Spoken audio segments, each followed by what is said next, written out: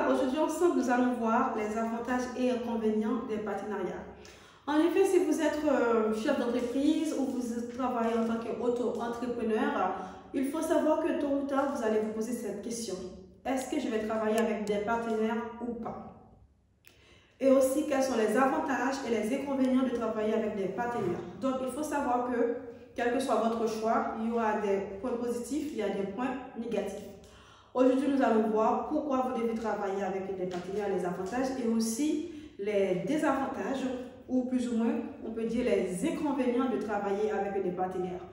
Mais il faut savoir que, déjà pour commencer, lorsque vous travaillez avec des partenaires, vous avez la chance de progresser, de vous multiplier un peu beaucoup plus rapidement. Bon, bref, on n'est pas encore là. Premièrement, nous allons voir ensemble les avantages de travailler avec des partenariats, en partenariat avec quelqu'un. Premièrement, les partenaires partagent les risques, les responsabilités et le travail. C'est tout simple. C'est-à-dire que vous n'êtes pas toute seule à courir à gauche derrière les impôts, à gérer la gestion de votre entreprise. Et vous n'êtes pas toute seule. Et aussi à surmonter les difficultés parce que lorsque vous allez créer votre entreprise, c'est jamais facile.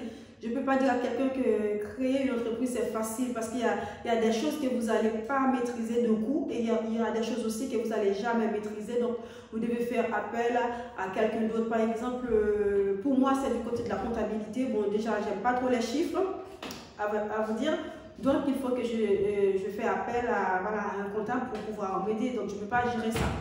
Et aussi, ils investissent comme vous de l'argent. C'est-à-dire que, par exemple, si j'apporte 50 000 € dans mon entreprise et je travaille avec des partenaires qui vont apporter 50 000 €, donc ça fait 100 000 € en tout. Donc, ça augmente impérativement la capitale, la valeur de l'entreprise. Ensuite, ils possèdent des compétences autres que vous. Par exemple, moi, si j'aime la communication, faire de la publicité, et l'autre, il sait gérer, je suis en RH, ressources humaines, l'autre, il fait la comptabilité, et ainsi de suite. Donc, ça va former ce que j'appelle très souvent le cerveau collectif. Donc, je ne suis pas toute seule avec une seule qualité, mais on est 3, on est 4, on est 5, chacun possède une compétence propre à lui. Ça fait que l'entreprise a déjà ce qu'il faut pour aller de l'avant. Et aussi, il permet aussi le développement beaucoup plus rapide de l'entreprise, comme je viens de dire au début. Parce que quand vous travaillez avec plusieurs, il y a plus d'argent qui rentre, on peut envisager beaucoup d'autres choses. On peut par exemple payer beaucoup plus cher pour faire de la publicité, développer les réseaux beaucoup plus rapidement lorsque vous travaillez avec des partenariats. Et aussi, il y a autre forme de travail en partenariat, c'est-à-dire aussi, au lieu que la personne fait partie de l'entreprise, mais par exemple, je possède une entreprise, j'ai une amie qui possède encore une autre entreprise, moi je suis dans tout ce qui est textile, et mon ami est tout ce qui est dans la cosmétique, la parfumerie, etc. Donc, il peut m'envoyer des clients et moi aussi vice-versa, ça fait que voilà, chacun progresse de son côté, mais ensemble. J'espère que vous comprenez. Chacun progresse de son côté, mais ensemble. C'est-à-dire que tu vois pour moi, moi je vois pour vous, et ensemble, voilà, on forme le cerveau collectif. Je peux, quand je ne me sens pas bien, je peux appuyer sur votre épaule et vous vice-versa. Et je ne me sens pas seule aussi. Donc, quand j'ai quelque chose, je sais à qui je peux aller demander service, à qui demander conseil. Ça fait vraiment du bien. Je me sens beaucoup plus fort quand je travaille ensemble.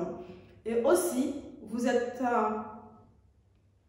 non seulement pas tout seul, et vous pouvez aller de l'avant, mais beaucoup plus rapidement, c'est-à-dire gagner du temps. C'est-à-dire une chose que vous pouvez faire pendant 2 ou 3 ans, mais quand vous êtes beaucoup plus et à beaucoup de compétences, ensemble, vous pouvez le faire en 1 an ou en 6 mois. Pendant ce temps, si vous étiez seul, c'est dans 3 ans ou 4 ans, ou même pas du tout. Ça, c'était pour la partie des avantages. Mais aussi, il faut savoir que quand vous travaillez en partenariat avec d'autres personnes, avec votre entreprise, il y a aussi des inconvénients. C'est comme quand vous êtes toute seule. Quand vous êtes toute seule, vous n'êtes pas en couple, vous pouvez sortir comme on vous sent, vous faire des choses comme vous voulez. Mais quand vous avez quelqu'un dans votre vie, il faut avertir cette autre personne, il faut faire, voilà, il faut faire des compromis, donc vous n'êtes pas seul. Donc, on va voir maintenant les inconvénients. Déjà, vous ne pouvez pas prendre des décisions tout seul concernant l'entreprise parce que vous travaillez en équipe. Donc, vous ne pouvez pas imposer votre idée comme bon vous semble. Donc, vous devez aller consulter les autres pour savoir ce qu'eux, ils pensent. Deuxièmement, d'autres inconvénients, il faut savoir gérer les divergences de vos valeurs éthiques. Par exemple, on n'a pas forcément voilà, le même style de vie, on ne voit pas les choses de la même manière. Donc, ces divergences-là, il ne faut pas que ça devienne voilà, problématique, mais une force en plus. Voilà. Il faut voir ça comme la diversité au lieu des différences. Ensuite, mes amis, ils peuvent vous lâcher au beau milieu du chemin. Comme voilà, ils peuvent divorcer. Comme au couple, vous êtes marié avec quelqu'un et puis à un moment donné, fait que ça ne marche plus. On se divorce. Et bien, au beau milieu du chemin, ils peuvent dire, bon, vous savez, madame, hein, je suis désolée, j'ai plus envie de travailler en partenariat avec vous. Et puis, c'est bon, c'est fini.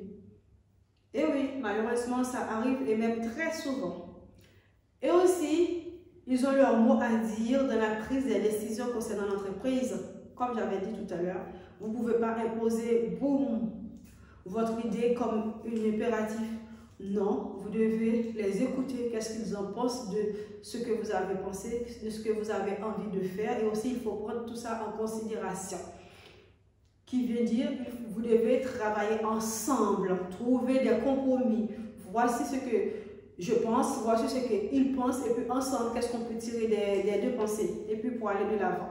Et aussi, il faut savoir que votre partenaire peut entacher votre réputation. Vous pouvez être une bonne personne, mais si vous travaillez en partenariat avec quelqu'un qui est mauvaise, un escroc, eh bien, on va vous dire aussi, vous êtes un escroc parce que vous travaillez avec quelqu'un qui a fait une escroquerie, bon, voilà, comme dit chez nous, parmi 10 tirs chez vous graisse, la personne est mauvaise, eh bien, toi aussi, vous allez être considéré comme une personne mauvaise parce que c'est l'entreprise, c'est une seule entreprise.